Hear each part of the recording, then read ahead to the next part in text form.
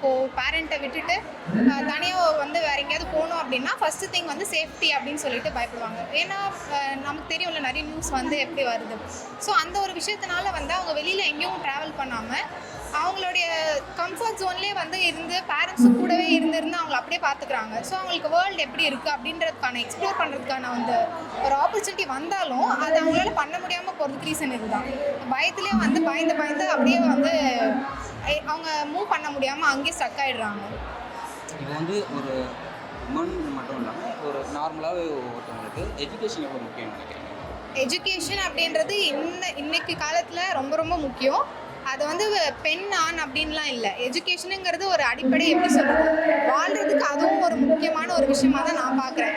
ஏன்னா எஜுகேஷன்னு இருந்துட்டேன்னா அது ஒரு அதான் சொல்லுவாங்கள்ல, ஒரு பையன் படித்தா அவன் குடும்பம் மட்டும்தான் நல்லாயிருக்கும், ஆனால் ஒரு பொண்ணு படித்தா அந்த அந்த பொண்ணுடைய வம்சமே நல்லாயிருக்கும் அப்படின்ற மாதிரி சொல்லுவாங்க.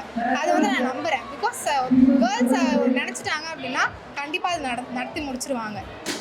ஸோ வந்து ஒரு பொண்ணுக்கிட்ட வந்து கேட்கக்கூடாத கேள்வி அப்படின்னா எது? கேட்கக்கூடாத கேள்வி கல்யாணம் அப்படின்னு கேட்பாங்க நிறைய பேர்.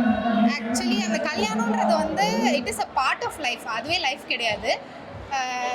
மென் மாதிரி தான் விமனும் வந்து பிறந்ததே வந்து ஏதோ ஒரு விஷயத்தை அச்சீவ் பண்ணணும் அப்படின்றதுக்காக தான்.